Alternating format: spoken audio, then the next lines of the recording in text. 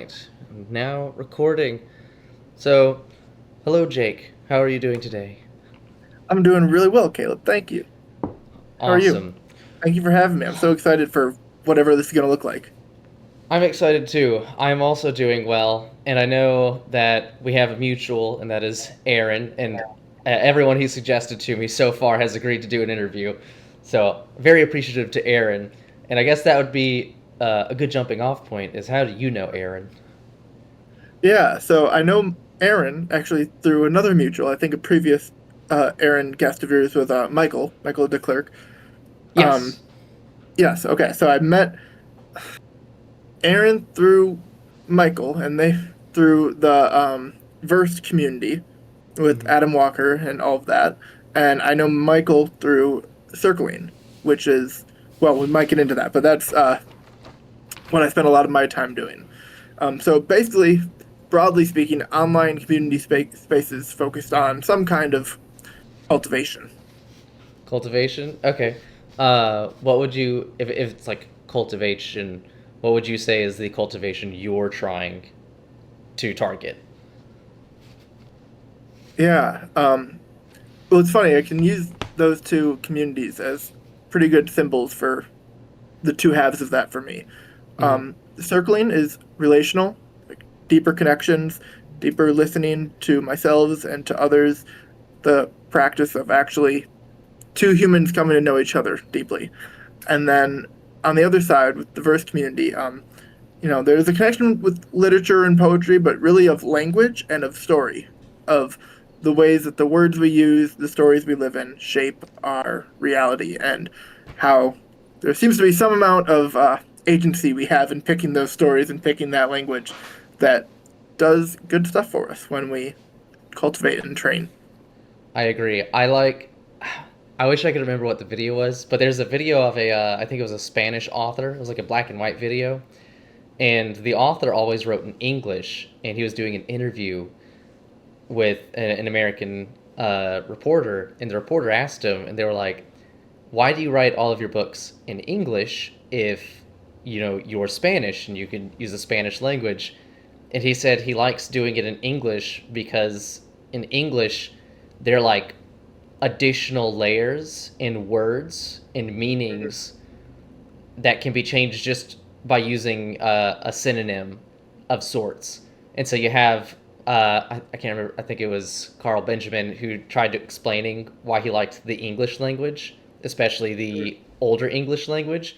He said because the English language is very physically minded, but as we've come into contact with other cultures that have like more spiritual conceptual language, we just kind of like adopted those, which makes Mm, English have the capacity to talk about the physical world very directly, but also talk about um, the spiritual world too, so that you can combine the two concepts at the same time, which I really liked as a way of doing it because I also value the ability to communicate effectively and with depth, which I think is a really important part.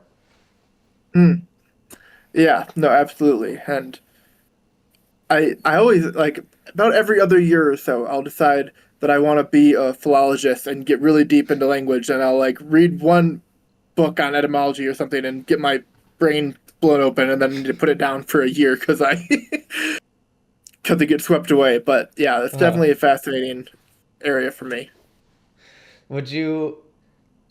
I guess since I just kind of said why I like language, because you said just making language sound beautiful, but also for connection are two things that you value in language, or like what are the what about language do you value? Mm. Oh, okay. There's a couple of directions I'll go with this, but I think Okay. the one that feels most meaningful to me, and the one that has the world feel most magical, which has been more and more my barometer for whether or not I I do or think things, is this sense of language as spell, as something that affects Mm. the world. And so this way that, and it's not just the literal words we use, but the come from, the energy behind it. And this quality of speaking at the right moment in the right way to the right person. I work as a mentor, mostly for young men right Mm-hmm. now, and so much of that, it's like this recognition that if I speak the right words to you in the right way at the right time, the potential to change your life happens. Or if I tell the right story, I can open up a sense of possibility that wasn't there before. So it's really understanding this quality of how language shapes reality, of how the words I speak and where they come from and where they land in the listener can really alter the course of things. And something about beautiful language seems to be a good way of cultivating the capacity to speak and listen in a way that you can, yeah, the one can open up more beautiful realities by doing that really well. Yeah, the I've been hearing a lot of people. There a certain word that you said it made me think. I can't remember what specifically the word it said, but I've been hearing a lot of people refer to like this magical element to language as being like druidic is a word that I've heard Mm, some people use really recently by talking about just using very poetic language or just beautiful language mm, and like you said it like shapes perception, which I've almost always found myself while loving beautiful things on the idea of like perception, uh, thinking, it's like it shapes perception. It's like okay, but we live in a reality that has hard and fast rules. Like my desk right here, it's wood. Wood is hard. I can't change its reality of being hard by using different language, right? But I could maybe change how you value wood or whether or not you think the wood is beautiful by describing the wood a certain way. So whenever you say like change perception, in what way do you think changing perception is like an important thing to do with language? mm. Yeah, I mean to riff on your wood desk example, I wrote a piece on Substack a while ago that was called "Letter to a Young Wizard," kind Mm-hmm. of playing off Rilke's "Letter to a Young Poet," and it was basically it was like a fictional letter from an older wizard writing to a younger wizard, teaching him how to use his wand, and it was kind of an allegory for the wand as language Mm-hmm. and it's really attention too. It's like where we put our attention, because at a certain fundamental level, I can look at language as pointing. In some sense, the fundamental word is that, and I Yeah. can say, I can imagine like the invention of language and a bunch of you know cavemen sitting around and a bear is coming towards the camp. It's like whatever Yep. they whatever they wanted to make gesture to that, but it has this quality of shaping where we're attending. And so I wrote this piece about basically using that the wizard's wand as an allegory for that. And one of the examples I used is, you know, if I use my attention in the right way, I can see a flower growing out of the crack in the sidewalk and then go pick it and give it to my significant other. And now it's not just a flower, now it's a gesture of love and it's a symbol of my adoration for you. And like in some sense there's a reductionist way of like, well, it's still a flower, you didn't change anything, but it's like, well, no, but what it meant and what it would how it could affect our relationship and our life going forward and all sorts of things ripple out of that decision to call this is no longer just a flower, this is a gift. and and I think that applies with a great many things. Like another example that I think of is, to go with the wood example again, is like a tree. And this is, you know, you're gonna get me going in a bunch of different directions here, but That's totally fine. That's it's what we're here for. yeah, I guess one thing that I think about, an example I love, is like if I'm a lumberjack, I'd see a tree as lumber. I'm paying attention to how straight it might be, how good it would be for building a house, maybe. But if I'm kid playing in the woods, I might see it as a jungle gym, a thing to climb on. And now I'm not looking for how straight it is, but I'm looking for how good of handholds there are, how far apart the branches are. My hope, and if I'm a dad wanting to make a treehouse for his kid, now I'm looking at it in a different way. Different aspects are of it are standing out to me, and that attention literally changes what it is possible for it to be. That tree might become a table if the lumberjack sees it with a certain eye. It might become a tree house. It might become all manner of things. And so that's a little bit of how I think about how perception shapes what things are in a certain sense. Okay, and you said that you're a mentor. What is it with that perception, I guess, that you think is the most valuable to get across to people, or does it change per person? Mm. Oh, this is. I noticed my heart warm a little bit just with that question. Um, because I think one of the beautiful things that I get to do in my work as a mentor is it's actually my perception of you, of my client, my mentee, getting shaped by how I perceive them. I don't know if you've noticed, but a lot of us can walk around with these stories in our head about how we're not good enough or I'm a loser, I'm a piece of shit, whatever you got, whatever stories you picked up on when you were Mm-hmm. developing your sense of self. And the most powerful means of changing that is getting deeply seen and perceived as something else. And so a lot of the work in mentoring is, seeing you for that, for your heart, for your soul, for that aspect of you that's capable of doing great things and relating to you as that, such that I invite you to step into that perception with me. And it's almost like I'm holding this story that you might not believe, you might not even know is a real story that you could even think of. But I'm holding this story that you are a human being worthy of love that has the potential to do great and wonderful things in the world. And I'm just going to hold that story, and you might not always agree with that story or feel that, but I'm going to continually hold that and invite you into that story. And in just the same way that holding the story that that tree is going to be a tree house, I can participate in bringing about the reality of there now being a tree house there, and holding that story that you are a competent, wonderful, beautiful person. I can participate if you join me in it in bringing about that reality. All right. I guess the next question is, what in your life brought you to the point where you wanted to affect this change in others? Like, did you always have this desire, or were you potentially in that position of the people that you're now mentoring, and it was maybe like your change of perception in the way that you discovered language or stories that allowed you to make that breakthrough, or however you got here? Yeah, I'll try to give the short to medium length version of that. But well, I'll start with something I mentioned earlier, which is circling, which is really what brought me to this place. Mm-hmm. And circling, are you familiar with circling at all, or like No, no, authentic no. relating I was practices? fixing to ask for a description. Cool. Yeah, let me try to give as decent a rundown as I can. Um, and there's kind of like a technical description that I can give, but I think I'm just gonna leave that aside and just try to talk through the experience of it a little bit. Go for it. Um, circling, what happens is it is essentially the art of being really present with others.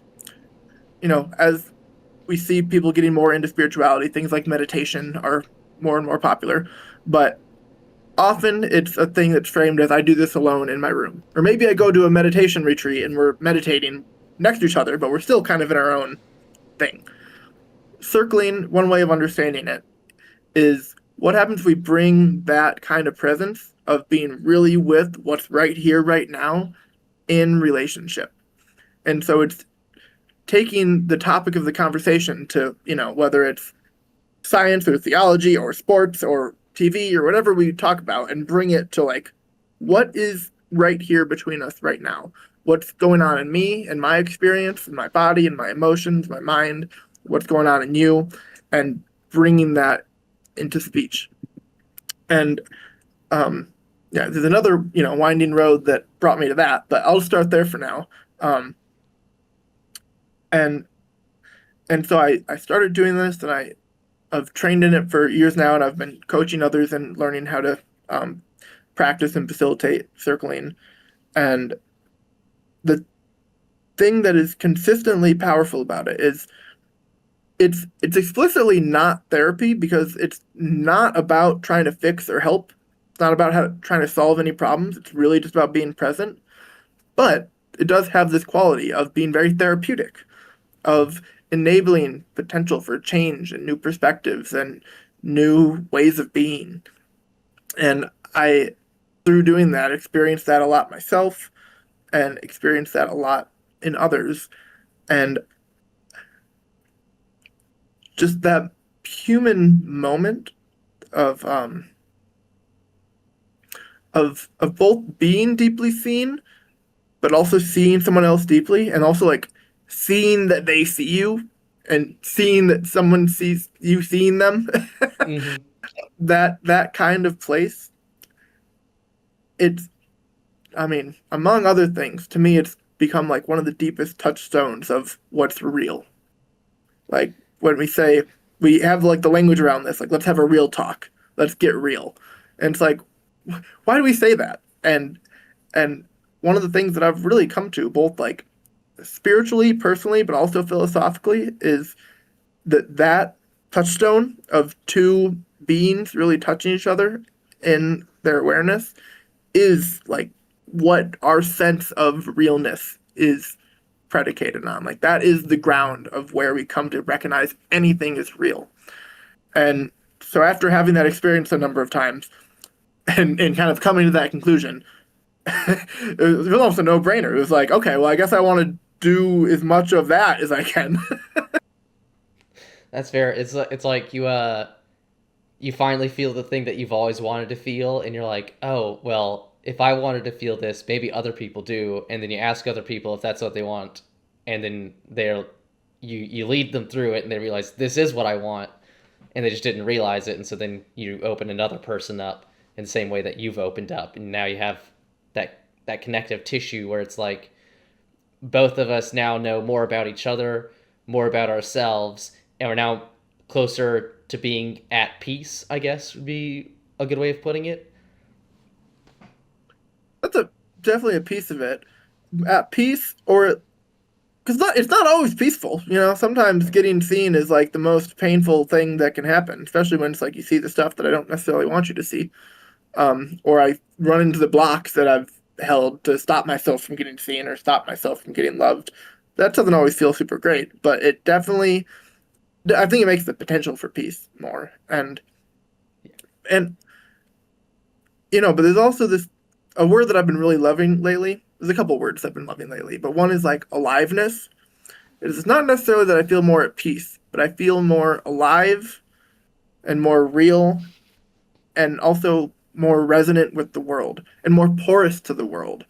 Because I think that's one of the big things also that I've got out of circling and out of mentoring is this sense of actually being porous to the world, of getting out of this kind of Cartesian split that we've inherited of I'm this subject over here like stuck inside this thing, and then there's this objective world out there, and there's this kind of subject object always over and against each other. And and part of the experience that again has been opened up both through circling and connection and through language and story is this sense of porosity of the world inhabiting me and me indwelling and inhabiting the world, and this sense of a much more permeable relationship with life. All right. So, uh, still on the peace thing. I guess the reason I chose the word peace is I think whenever we so I'm a Christian, and one of the things that we're told to do is to confess one to another of our sins and also to encourage one another, right? So that's it. It's a commandment that you must enforce connection with each other is the way I view it. Where it's like I am dictated by God to be vulnerable with you and to also accept the encouragements you have for me, because he made us sociable creatures, people who are meant to be with each other, not atomized individuals who never interact with other people. And so it's like you must communicate with each other. You must have rituals that you do together, which is why you go to church and you sing hymns together, and you do communion together. And the reason for that is it at the end of it, it's supposed to increase your peace and your joy, and I guess your sense of fulfillment and connection with other people, so that you have a sense of purpose and like you said, aliveness is one of the words you used, which I think is a good way, and a resonating or resonant as well. Because I guess whenever I think of the word resonant, it's like uh, something feeling deeply important or meeting me on a wavelength that I understand or feel about something. Hmm. Yeah, yeah.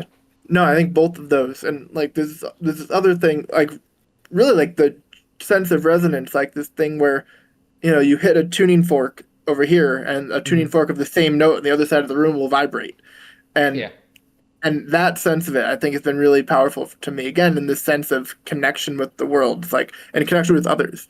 Like if I am in touch with something in myself that exists in you, like that can kind of start to vibrate over there, and then we can yeah. get into that mutual resonance with each other, and then it does this, and we open up to the ecstasy of life or something.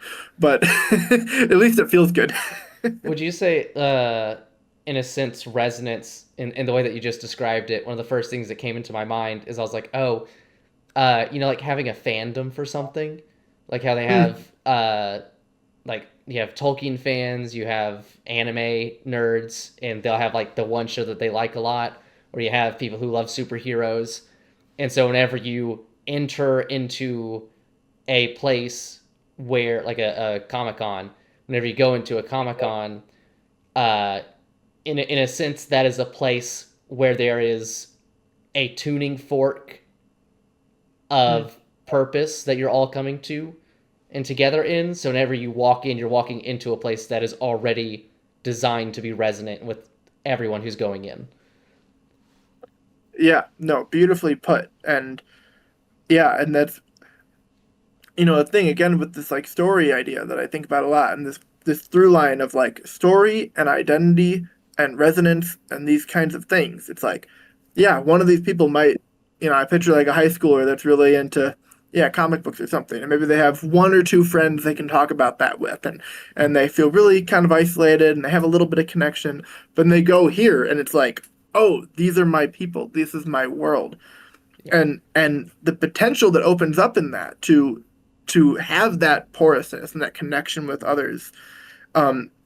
Speaking of like Christianity, and like I think this is one of the things that um Christianity or religion in general has served for all of human civilization, is this thing of having a shared story, having shared you know references, having shared analogies and metaphors, having shared rituals, and that it's like the backdrop of context that we all have together. Again, I could feel super isolated, but if I go somewhere and I meet someone that is really interested in the same thing that I am into, there's a whole potential for connection that I don't have in other places. And I think the beautiful thing of having a tradition and a culture bound by shared story and shared myth, especially, is like that we have a shared context of meaning and reference, and it, and because I think it goes below, like, I think it's easy to get caught thinking about religion as like ethics and values, which I think are important, but like I think the deeper thing is like, even if we have different ethics and values, if we don't have a shared backdrop of meaning, we can't even talk, which I think is one of the things that's scary about our current moment, is we don't, a lot of our yeah, shared backdrops of meaning are more frayed, and so we can't even have the conversations about ethics and values because we don't even have the same language and the same mythos to speak within. Um, and I, yeah, so that's a bit of the situation we've seemed to find ourselves in. And I one of the things that I've really got from circling that has helped bridge these kind of two halves of me, um, which it seems to be the practice of like how do I listen for that shared context that we all have, that under everything, and I've even used the language of like really listening for Christ in the other, listening for God in you. I've how do I listen for that quality that's just the deepest cut of your humanity? That that thing that below my opinions and beliefs and ideas and everything else, it's like we all have this thing of being a human person in the world, having an experience, kind of getting tossed around by fate, that under everything else, I could always listen for that in you and find some shared context, some backdrop that we both know with each other. And it's like, then from there, then we can build up and have differences and have all these other things and get, what's important to you and what's important to me and how they're different. But that shared ground we can recognize each other in. All right, I have like three questions off of what you just said, but my first question, you've used the word porous a few times, and whenever I think of porous, I'm thinking of like the pores in my skin, but you seem Mm. to have a very specific definition for how you are using porous that I think would be good to learn and understand, so I can understand more of your conversation since you keep coming back to that word. Yeah, no, thank you. I appreciate that. I I mean, I actually would start with the pores on your skin, right? I Okay. think that's I think that's the metaphor for a reason. Or I usually have a picture in my mind of like a porous rock with like lots of little holes in it, like that Mm-hmm. water can seep into, or it's like there's certain stones that people will use for like prayer beads that and you can put certain oils on them and they absorb different oils or different, even like the smoke of an incense. Mm-hmm. And and it's something about this openness to taking in, like our pores are, we think about the main, it gets weird to me when I think about like how many like holes are, like how much of our body is made up of holes, you know with all the connotations you can think of that. It's like, every way that we take in the world is a kind of vulnerability, right? It's like all the places where I have a hole, whether it's my mouth or my eyes or my ears or my nose or any of the other holes that I got, it's like those are some of the most vulnerable places on my body because that is where the world can most easily come and get into me, which one is like a problem for me. Like there's parts of the places in me that the world is not supposed to come into, and that'll cause me a lot of issues. Mm-hmm. And so there's a real vulnerability there. But also, if I don't take in things from the world, like food, like water, that will also cause me a lot of issues. And so there's this thing about being a person where we have this issue where I need to be open to the world or else I literally die because I don't get nourished. But if I take in too much of the world or take in the world in the wrong way, then I'm also gonna die and have a lot of big problems.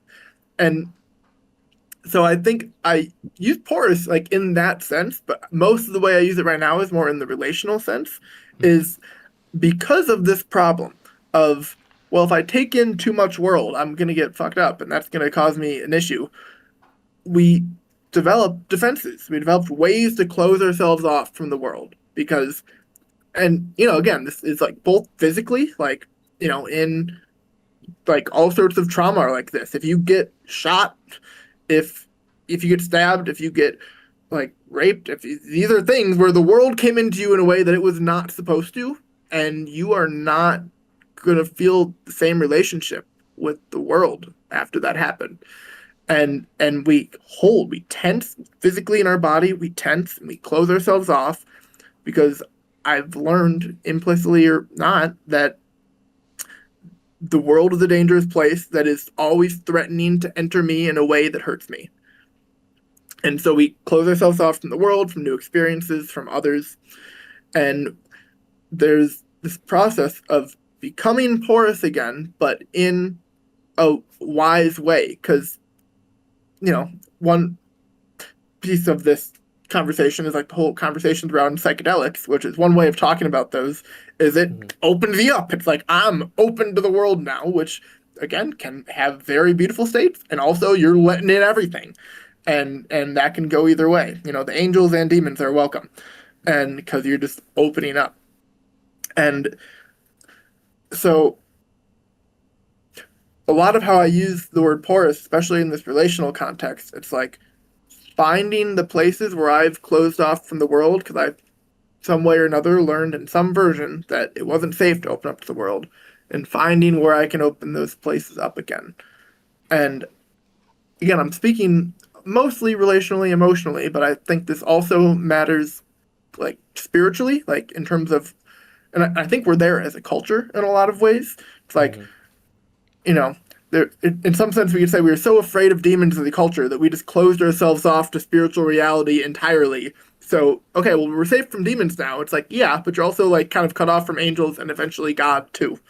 And it seems like we're in this place of like, okay, how do we open back up to the spiritual realm? But like, I don't want to do it so much that I get psychosis and start letting in all sorts of wily gods into me. Hmm. But like, there's a recognition that I do need to open back up, or else I'm severely cut off from the deepest source of life and nourishment. It might have been more than you're looking for, but that's a little bit what's in No, that I word. mean whatever the full definition is, and then also a description is also good, which is what you gave.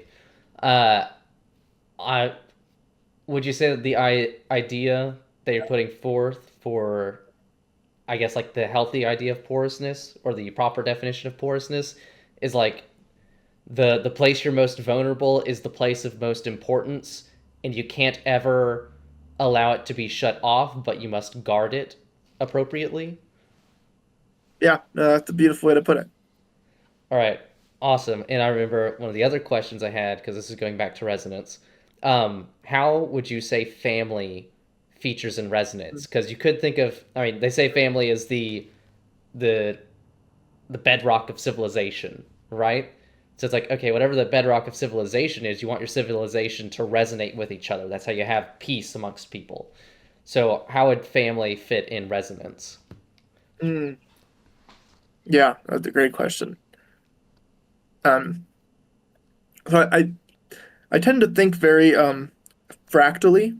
That Mm-hmm. is, you know, a combination of too much psychedelics and Jonathan Peugeot, but I enjoy He's it. good. Um, yeah, it's a great combo.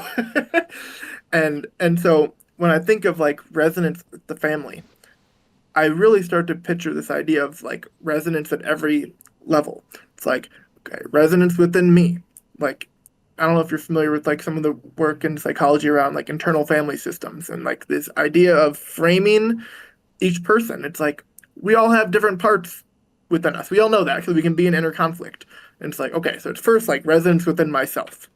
And then it's like, okay, now within, you know, the bedrock of the family, because it's like there's like the bedrock of the family would be the marriage, right? Like that is this bond, this commitment, this vow between two people, the masculine and feminine, traditionally half of the world, and you're going to have a bond there that is the bedrock for the rest of it, and it's in this case literally out of that more come, right? And and like another word to kind of drop in here, something like harmony, and you know, I'm also a musician. I think very musically, and this is where I really love. I think one of like the most important, um, one of the. I think I can say this without being too over exaggerated, but like one of the most important things. I don't even know what to call. I want to call it an invention, but I want to like I feel like it doesn't say enough. Does like come out of the 19th century and like out of America is jazz because it I'm from and the blues Louisiana. You before. could say jazz is the best thing, and I'll agree with you. Perfect. That is wonderful. So, and I think so much of that is because jazz really opened up like, oh, harmony doesn't just mean nice, satisfying chords. Like dissonance can be beautiful, but it's within what context. And I think that as a principle of like harmony and resonance is how it's not how do we iron over all the creaks, how do we make everything just clean and perfect, but how do we find a cohesive whole? And we, within the sense of a family, it's like, mom and dad love each other, kids feel both properly held and nourished, but also given enough freedom to go become their own person. There's all these tensions you got to balance. And then, as you mentioned, the family as bedrock of civilization. It's like, okay, now how do families within a neighborhood and a community have that? And then, you can probably extrapolate the rest from there back up to the Yeah. society and the world. But at the family level, I think that really is the core of this because I think, especially like in terms of children, like that is where we get our initial sense of what the world is because that is our world for the first however long of our lives. And having resonance at the family level, or if I could use another word for it, like having not just harmony, but like the regular and easeful flow of love and opening and closing. Because to kind of use the porousness metaphor again, and it's not just about being open all the time. That's you'd almost say that a kind of gluttony if you think about it with food. If you're just constantly open, um, it's the having the right, it's like breathing. The in and out is well metered, and that is an environment that as infant into toddler into person into whole adult gets to internalize their rhythm of what the in and out flow of opening and closing of life ought to be like. And, and it's never going to be perfect, but you hope that in the family you get a good enough sense of that, that you don't need too many hours of therapy or pilgrimage to write it, whatever way you go about doing that. Having a strong family unit is important. Um, Whenever you were talking about jazz, right? What there was a quote that I saved, and it would take me too long to find it, but off of memory, it was a jazz musician. I think he was a trumpeter, and he said, if you play a wrong note in jazz, it's not a wrong note depending on the next note that's played. So, Yeah, I won't say it's Miles Davis. I want to say.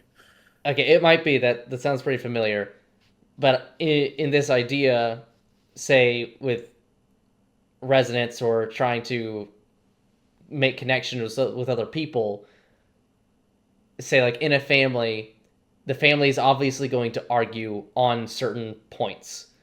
So you could say that if a family is a jazz song or whatever, notes and song, and then at a certain point one of the family members does something that is a sour note or could be a sour note, but the family recognizes whatever caused that to occur and adjusts what the next note is going to be so that the mistake it kind of turns what could be a mistake into something more beautiful on the other half. Hmm.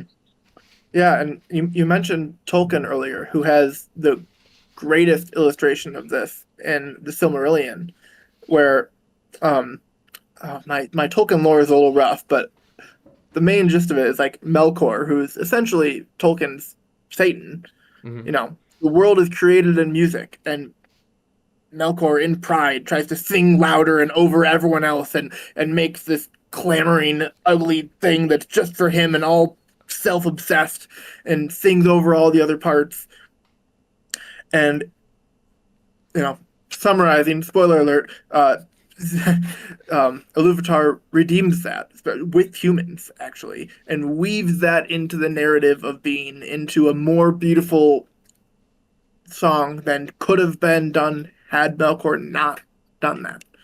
I think that's like just such a perfect metaphor for this because yeah, I think can be easy to fall in a trap of like, oh well, if something goes wrong, we can kind of even it out. But it's like no, it's even more than that. It's in actually integrating the dark.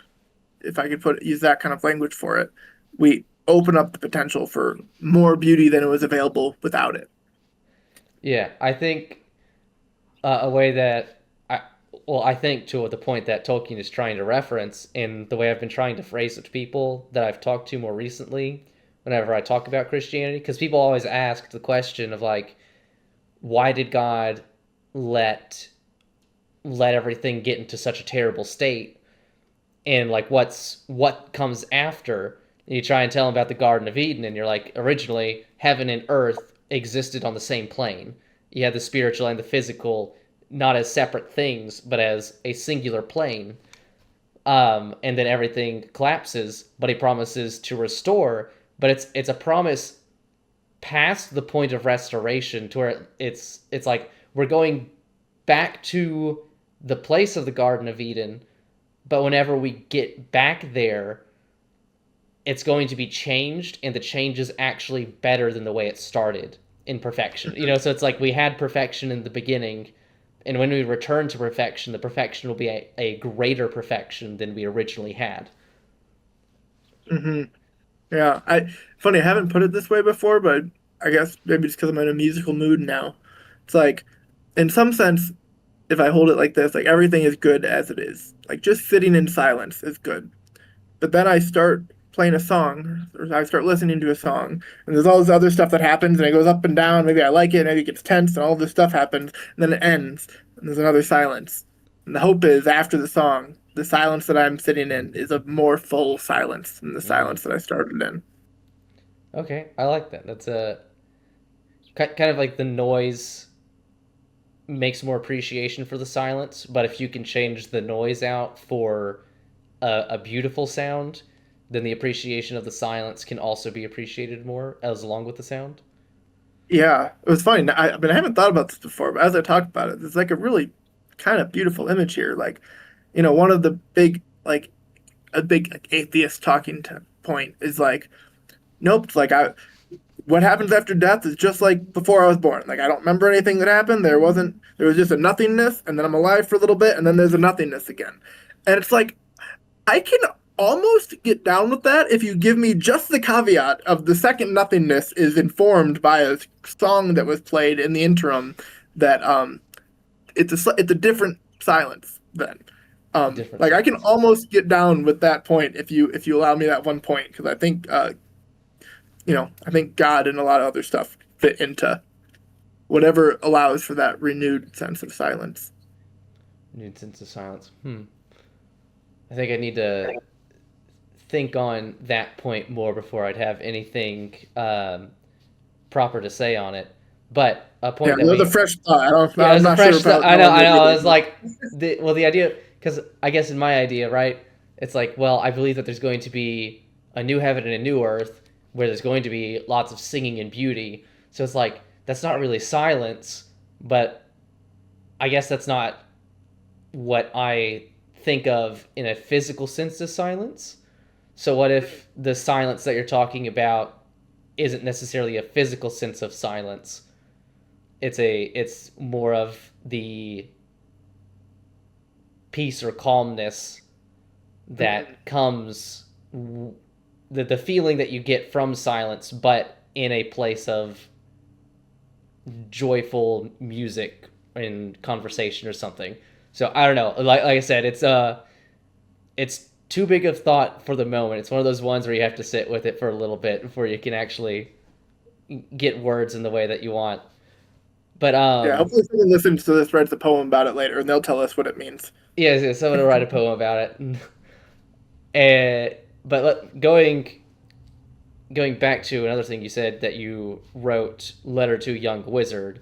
Um, what what I primarily do on my channel is I read uh, legends and fairy tales, and then I just talk about what I got out of it. Sometimes I'm like, it was just a funny story. Sometimes I'm like, this has incredible amounts of depth to it. And I always ask people at the end of the video, like, what did you get out of the story? Or, just what did you think? Just because people might perceive things differently, or they might agree. I like to hear those things. So going back to your idea of circling or even mentoring or just trying to make connections, you write poetry or stories. Why do you write those stories, and what are you hoping to accomplish with them. Mhm. Yeah, it's an interesting time for that question for me because I've been in something of an interim with writing. So I've always been a writer of some kind or another. And last year, I especially on Substack, kind of cranked that out a lot more. And for like a good like half a year, was writing every day and putting out things all the time. And it would be a combination of yeah, like a lot of essays or kind of I wrote some dialogues, wrote some poems, a couple of shorter stories, and there's one that I've been a longer one that I've been working on for a little bit, and then lately I've been basically given a little more breathing room and been not as insistent on it, so I'm kind of in an in between place. But still, the question I think holds. Um, I think, and actually, I actually say this in the letter to a young wizard. Is my hope is that anything I write could be like a portal, and it kind of goes to what I was saying about language earlier. It's like uh, different things are possible on the other side of a good story. My sense of how I think about myself, how I think about the world, um, like the direction I can go in. Like, I've there's books that I've read that literally have changed the course of my life in terms of what I thought I could do and work towards, and what was on the table for me. What kind of person is available for me to be? There's the Rilke poem about the bust from the oh, I'm horrible. What is it? But the bust of Apollo, something along the lines, and the torso. That's what they call that. Um, and the last line is, "You must change your life." And so I think writing, but all art, kind of has this quality of if if it really speaks to you, and again, if you're really porous to it, if you really let good art or good story in, it can ask something of you. It shows you that something is possible, and usually, if it's really good art, it not only shows you that it's possible, but it kind of nudges you a little bit. It's like, yes, this is possible, and like it's for you. See, I like that. Which of your own writings would you say are the ones that you feel people should read for one reason or another?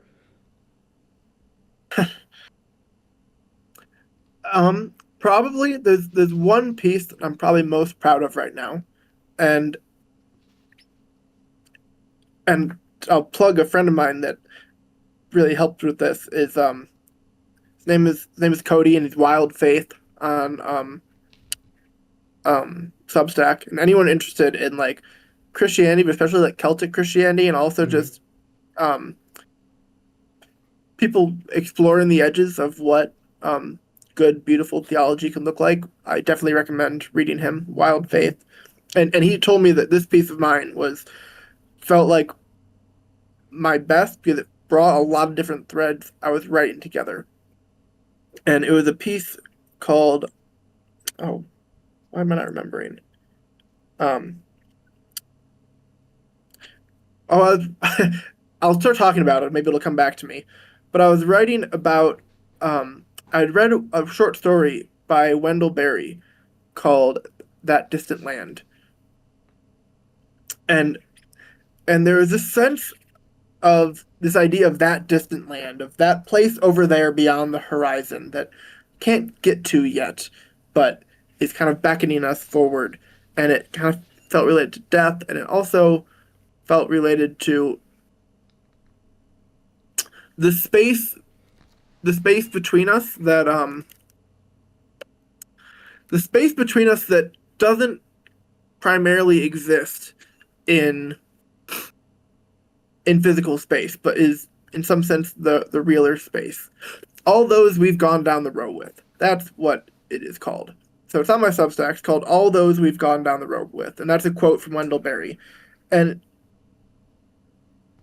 basically, he's talking about it's a story about these it's about a bunch of stuff, but there's these field hands that are working on the farm, and they were talking about how they would reminisce of years that had gone by of different people that had helped out on the farm in previous years, and they would go down the row cutting all the crops, and so it's all those we've gone down the row with, and that line just was so beautiful to me because that, in my deepest moments of feeling connected to myself and to others, and especially to God, like this sense of He who binds us all together, there is this sense of like gratitude for every person in my life, and not just for a very specific reason. And it's this recognition that I, as I know myself, am so much, if not entirely, shaped by all of the love that I've received and all the love that I didn't receive. And everything about how I think, about who I am, about how I meet the world. I think I gave some kind of metaphor in that piece about like, it's like my vision is always looking through a kaleidoscope of every person I've ever known. And so all those we've gone down the road with is all of those that have, again, that I've been porous to, that have impacted me, that has shaped who I am and how I know myself in the world. And for me, this kind of does, in an interesting way, go back to the thing we were talking about of, the silence before and the silence after. It's like the silence after is not silent. It is, let's see if I can play with this metaphor a little bit. It's like if in life my vision is shaped by all the relationships that I've known, all the interconnected webs of love that I've experienced. If I were to like put my chips on my the after you die question, it's something like my body dies, my all of this stuff dies, but that web, that interconnected web of love and relationships that in so many ways shaped and not even just shaped, but is who I am, what I am, I think that persists. And whether the body comes back into it, we could get into. But that that sense of relationality, of relatedness, of interrelatedness, of the tapestry of love and connection, I think that lingers, is the music of our life that lingers in the new silence afterwards. The next piece, the next full completion. And so this sense of all those we've gone down the road with, um, yeah, that's probably my favorite piece that I've written because I think it's the best that I've done at articulating that. Maybe until now, that might have been pretty good too, but I think the piece is a little more curated. Would you say that because you said you've like stopped writing for the moment? Would you say use the example of breathing in and out earlier and how it's rhythmic, so that you had like a year where you just wrote all the time, and so now this is the year of breathing in again, so that you can breathe out in proper rhythm? I don't know which one's in or out, but perhaps, probably. Um, right now is weird because I came into this place after, yeah, writing around all the time and really focusing on that, and I started building an online community called the Relational Frontier, where to basically to talk about the stuff and to do these practices and to try to build these kinds of connections. And then somewhere like a month or so ago, maybe a month or two, um, a thing happened that I didn't expect, and I'm still kind of confused by, um, which is I got felt so antithetical to everything I was doing, getting kind of trying to disconnect from the web and trying to write all the time and read hardcover books and go outside and feel my feet on the dirt. And now I spend a lot of time talking to robots.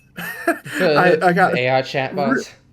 yeah, well, so especially like the agentic AI stuff and like vibe coding, and because basically what I realized is like, oh, like I can kind of like do like coding and like programming and software development now. And it wasn't that that was a thing that I'd been waiting to do, but basically what happened, and this kind of will give a little bit of what I'm up to right now, is I was hosting this online community. It was pretty small, and it still is, of hosting these kinds of practices like circling. If you're familiar with John Vervaeke, his dialectic into dialogos is kind of a philosophical connection practice where we talk about virtues and how we can inhabit virtues like honesty or courage more in our lives. And so I was hosting a online, basically some weekly calls, um, but I was doing it. through this other platform that like worked, but I didn't love. And somewhere about a month and a half ago, it struck me that I could actually just make my own whole platform now with the help of AI. And so I've been doing that. And it's been really fun and I've been learning a lot and it's in terms of like the potential for connection, which is really what I'm all about, is to try to build the idea of the website is to basically have a community of communities. So it's a website where people can host their own small community on if they're doing an online course or if they're trying to just host calls or maybe they're a coach or maybe they want to do a discussion group or a book club or whatever. You can host your communities and then also you can meet and intermingle with other communities. And it's basically the idea of trying to make a platform optimized not for getting your attention, but for connection, for connecting you with people with resonance that you have resonance with shared stories, with shared interests, and shared practices and rituals, and getting you connected with them. And so that's been where a lot of my life has been lately. I joke that my days look like a combination of like, mentoring and coaching and doing like groups. And so I'll like meet with people and then I'll go like talk to robots. And I just go talk to the clankers and then I talk to the humans and I just bounce back and forth, all in the hopes that it leads to more human connection. And it's like I'm sacrificing some of my own human connection right now in the hopes that this can bring some more later. And well, seeing how it goes for me, but I'm having a good time with it so far. That's good.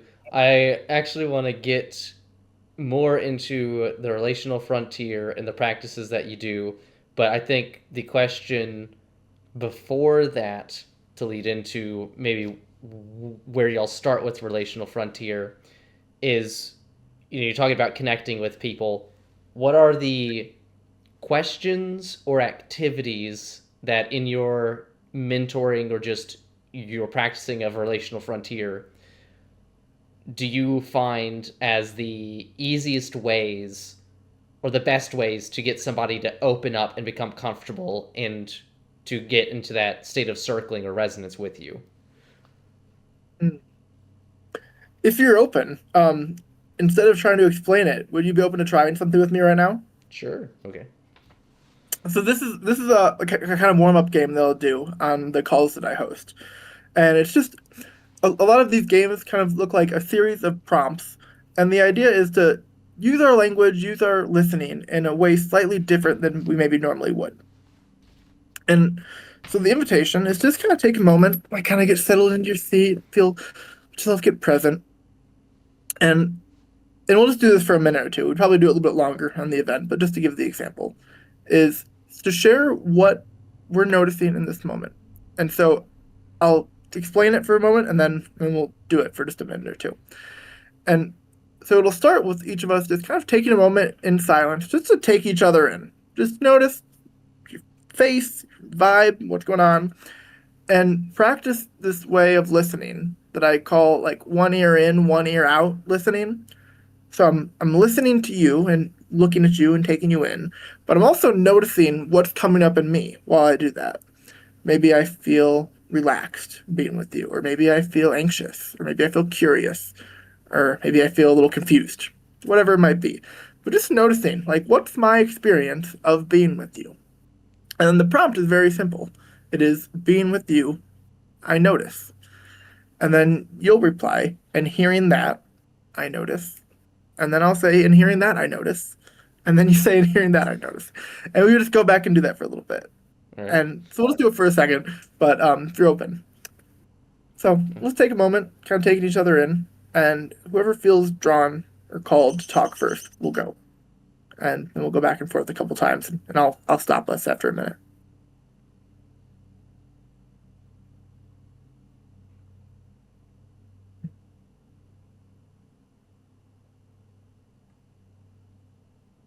Being with you, I notice a little bit of like mischievous playfulness, just doing this right now, and also like a sensitiveness. Like I notice that like something in me feels called to like be a little bit more sensitive with you. It feels like attending. And ah, trying to notice. It's kind of the very first thing, the first time you asked the question, it's like, what do you notice? And I was like, I noticed that my seat I can't adjust high enough to the height of my desk, so writing all these notes down is uncomfortable, which maybe isn't directly about you, but that was the first thing I noticed. Yeah, hearing that, I noticed just amusement and yeah, and also like a sense of I noticed like myself like shifting my own seat a little bit. I'm like, how comfortable is my seat now that you mentioned it? Right, and I notice in the background there's on one of the boards there's this little U with a cut by it, and so it looks kind of like a little cyclops, an awkward cyclops. Hmm. Yeah. Hearing that, I notice like a little bit of not quite tension in my heart, but like a little bit of restlessness, maybe. And yeah, and I like notice your eyes a lot. I don't know what I notice about them, but like I feel very present to them. I notice that you talking about my eyes and that one of your observations was playfulness brought a lot of memories of other people I've met in the past who commented on those things, and I appreciated when they said that. Mm, yeah.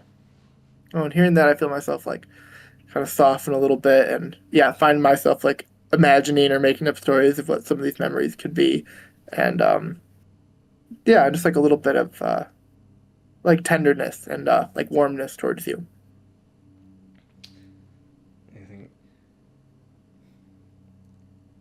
And I guess hearing that, I noticed that when you say you're trying to imagine those moments, I'm trying to imagine how your imagination would imagine those moments. So it's making me think of like, well, what do I know about him right now? How does he perceive me, and how would he perceive the people that I hang out with? Mm, mm. Ooh, yeah. Yeah, hearing that, I just kind of feel the meta loop of like, and I'm imagining Mm-hmm. how you're imagining. I feel that a little bit, and also I also notice that I'm imagining that that I also I imagine that you are thinking, I wonder when he's going to stop this, and maybe feeling a little uncomfortable or impatient is something that I imagine. I noticed that you are absolutely correct, but that's because I'm just impatient by nature. As soon as you're like, let's start the exercise, I was like, the first question you asked, I was like, oh, I could ask a different question off of that. And then I was like, wait, no, that defeats the purpose of starting the exercise in the first place. Yeah, so we can wrap it up now. Thank you for playing with me. But that's basically one of the kinds of things I would do in a circling event, just to kind of limber people up and get some stuff going. And I would be curious to ask you, yeah, just kind of stepping out of that, how Mm-hmm. that was. Like, what did you think of whatever that thing we just did was? It was fun, and I'll say the number one, the very first thing, whenever you said to notice things, the very first things that I noticed was entirely about like what was directly in front of me and what my body was immediately feeling, and not even like an emotional tension. I was just like, I need to get a new chair because this isn't really my favorite chair. It's kind of uncomfortable, and like I said, I can't adjust the height properly to the desk. So the first things I noticed when I tried to just pull back everything else was just the immediate body discomfort of this chair I'm in, and then I guess like my I started off by starting from my self perception and literally thinking about everything, and then I finally got to you, and Mm, I didn't really know. For me, I'm really good at conversation, but I think I'm bad at being personable, or maybe I'm bad at like small talk. So once I got to you on the screen, one of the first things I did was then immediately look at all of the details in the background. So I like skipped you because I didn't really know what to do at the moment, and then pulled back to you later after you started talking, and then I was like, okay, now mm, now I have a sense of how to maybe phrase a question. And I've also been Mm, told in the past that I talk about myself too much. And so one of my original thoughts was like, okay, well, I don't want to talk about myself, but I always struggle to not talk about my experience or myself in a situation because I perceive everything from my own, from my own eyes and from my own mind. So I'm almost always kind of like saying everything that I'm thinking or feeling in the moment, mm. and to try and gauge somebody else's reaction to it. But I've been trying to like not do that so much. So then it was like, well, am I supposed to be doing that in this exercise? I don't know. Yeah, yeah. Oh, there's so much there. And so I'll say a little bit and I'll kind of hand it back to you. But Right. yeah, no, I mean, oh, I loved hearing all of that. And so a couple of things of why like that's the kind of exercise I would do to try to facilitate connection is I mentioned earlier like one of the things that I've loved about circling is getting in touch with this core thing about the other like another person that's like at the very bottom of it all, I'm just a consciousness here having an experience. And then there's a bunch of other stuff on top of that that I can come to see. But there's something about just revealing that level, even if it's literally just like you said, like, oh, I'm just noticing my like chair is uncomfortable. It's like, as another body haver, I can totally relate with being uncomfortable in a chair. And so it's interesting because it's kind of playful because it doesn't have to be that serious, but it reveals something like, in a way, like really immediately true about how am experiencing life right now that is under my stories that I tell myself. It's under my ideas. Like it's just like immediate felt reality. And there's something about that that's so instantly connective because it's just this layer that we all know. And then for you to share like all this stuff about like, oh yeah, I noticed that I wasn't fully tracking you and that I wasn't noticing this. And it's like you could have also said all of that on top of it. And then I could have said like, oh, that reminds me of the way that I have the same kind of thoughts. And then this happens. And just getting into that loop of revealing more of how our experience is unfolding um, invites a kind of intimacy that's different than the thing we normally think about when it's like getting to know somebody.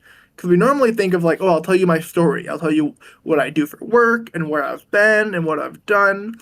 But there's another way, and maybe often a more like deeper way of getting to know someone, which isn't where you've been, but like where you are right now. And because that's so informed by where we've been, how we've been shaped in our experiences. But if I'm telling you my story, I'm kind of detached from how this is currently living in me, which is just whatever happens to be here right now. I like that. I also wanted to go ahead and inform you so that you don't have to make up your own stories. When you commented on the, like, I can't remember if the word you used was playfulness or like mischievousness, I think is the word you used. The story that came into my mind from when I worked at a grocery store is I was walking by one of the girls that was working as at the cash register at the time, and she stopped me and she was like, "Is your name Jack?" And I was like, "Who are you and why are you asking?" But I'm like, "No," and she's like, "Oh, okay, you look like a Jack."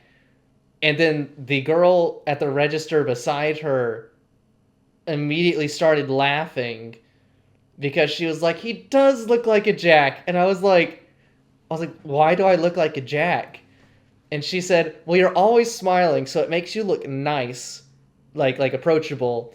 But back then I had hair, and she's Mm, like, "But your hair is sticking up in every single direction because I could never get it to lay flat." Um, mm. so she's like, "So your hair sticking up everywhere makes you look like you're mischievous," I think was the word she used. And so she's That's like, so funny. she's like, nice people who look mischievous just are typically called Jack. So that was Good to know. why she said that. But I was like, oh, okay, because I hear women all the time will just be like, you look like a whatever. It's like a name has a certain body type and face. Like I don't understand how you made that leap of logic right there. But I thought since you brought that up, it's brought up stories. I was like, well, let me go Thank ahead you and for fill in filling the me in. story. Yeah, I Yeah, could fill you in on that story. So yeah. Oh, and Uh, speaking of filling in, I will name that probably have about 10-ish minutes left, both of okay, actual time okay. and also of laptop battery time. So Then I'll go to the rapid fire, and then I'll hit the last two important questions so that you can have the most cool. time for that. I'll try So, to keep my answering since short too. all right. Since you're talking about relationships, something with me and Michael talked about, we talked about the movie Project Hail Mary a lot in his interview that I did with him. Uh, and like you said, finding ways to connect with people. What is your recommendation of a book, a movie, and a song that you want to share with people so that they can resonate with you? Cool. Those are awesome questions. Um, oh, there's a lot of books. Well, It's so hard to narrow down. I'll get back to book. Oh, geez, there's a lot of songs too. Um, First one that comes into your head doesn't have to be the best choice, just the first choice. recommendation for a book. Um, okay, I'll do this one because this is a book that's really affected me recently. Hmm. Might be a slightly more niche interest, but What Alive Means by Thomas Ogden is a really great book. He's a psychoanalyst, and it really is, yeah, this whole question of aliveness and realness and what it means to feel fully alive. Um, he really articulated that in a really and it's a really thin book too, which is nice. So that's one. A movie. I'll come back to that. A Okay. song. Um, I will do. Ooh, oh, there's so many. Let's. All right, I'm a really big blues fan. I love a lot of the old blues and stuff. And one song that sheesh. First one, not the perfect one, just the first one. Okay, my mind is just taking me to Robert Johnson right now. Robert Who's Johnson. he is the OG blues. Like if you heard the guitar player that sold his soul to the devil, that's Robert Johnson. Um, Okay, we'll stop with Robert Johnson since let's just that would leave be it an there. entire artist that people can Yep, reference. there you go. And for a movie, can I do a show instead? That's what's coming Yeah, to yeah, mind. yeah, that works. Is I started rewatching Twin Peaks again, and that is such a good show. I That have is been just meaning to watch it. I've heard so many people say it was so good, but it never made it into my rotation so far. So maybe yeah. I'll I'm move it up a take little this bit as a off of signal to this. bump it up a little bit because that is some good stuff. It's All right, both maximally cozy and maximally unsettling. That's somehow at the same time. that's good. Kind of like my mother. Nice. um, and then I think these are the most important questions, and I'll say why I think they're the most important questions after you answer them. First, what is your favorite color? Purple. Purple. That's a good choice. I like a galaxy purple personally. Um, what is your favorite dinosaur? Um, let's go pterodactyl. Pterodactyl. All right. And then, do your shoes make you run faster?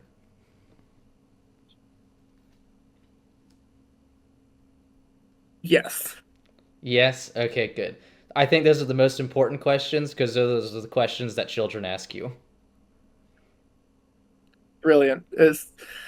They definitely know how to ask the right ones. That's for sure. Absolutely. I was like, if every kid has these questions, they must be important.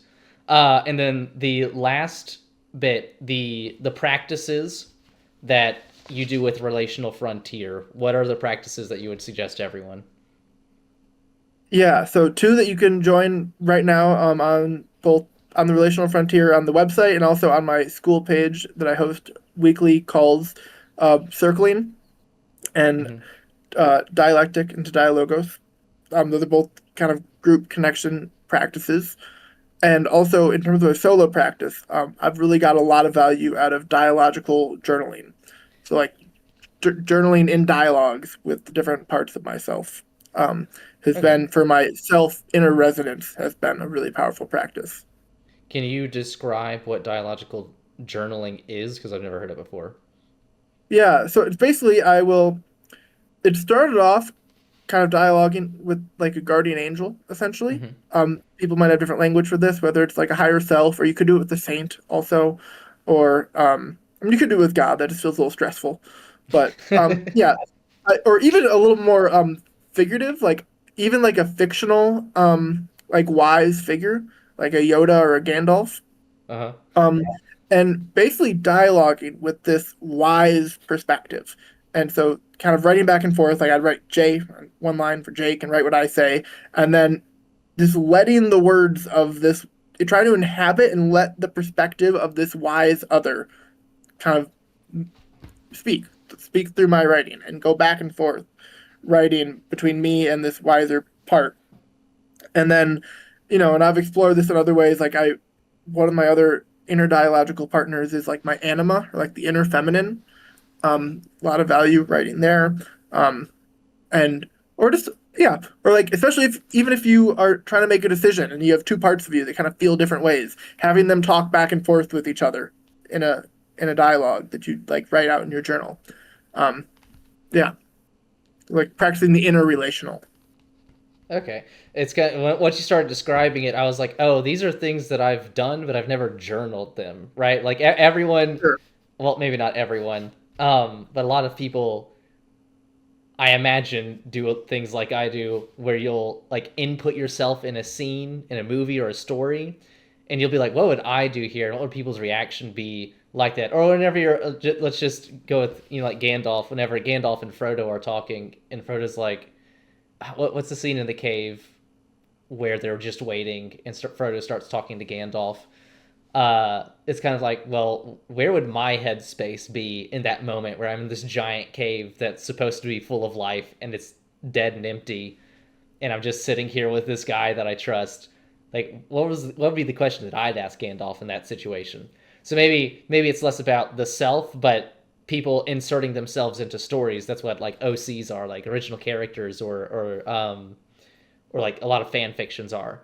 So in some way, Hmm. shape, or form, people are doing that. But your way sounds more self-serving, but in a good way, almost like a therapeutic way to try and understand yourself better.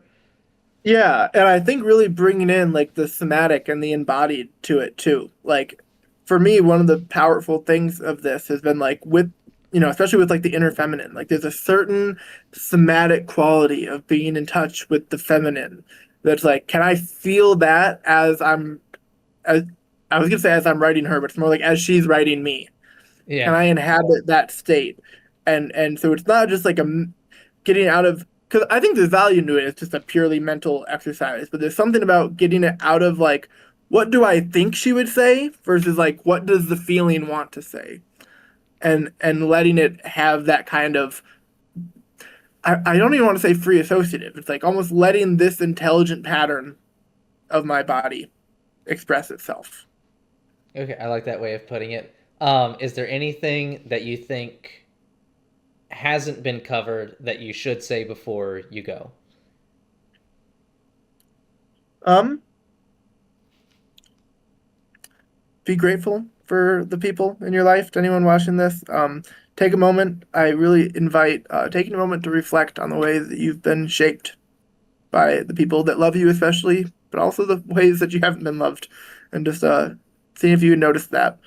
And and then if you enjoy doing that and you decide you want to do it with other people, come check out the Relational Frontier, and and also I'll give Caleb my email or my some way to talk to me if you want to chat. Just if anything that I said interests you, I love meeting up and talking with people. Yeah, So feel free to reach out. I my plan is to reach out. I'm in the middle of like work and trying to get people for the interviews and stuff. So like with Aaron and with Michael, they're both doing things, and like I want to start inserting myself into these communities, but finding time is so difficult because I already have friends immediately with me. But once I could start finding where I can have free time or finally catch up on stuff I'm behind, I want to start approaching these things because I like the idea of the relational front, and I'd also like to try and see what those practices are that you're talking about, but in a group setting where you said you did them. Yeah. Yeah, no, if you ever are interested, let me know, and I'll definitely You plug you might into have to something. send me Actually, an email in like a month to I remind can me do that. about No, it. that's Yeah, yeah. kind of what my timeline is too. All right. I guess we managed to get everything. Nothing's coming to my mind immediately that I forgot, aside from uh,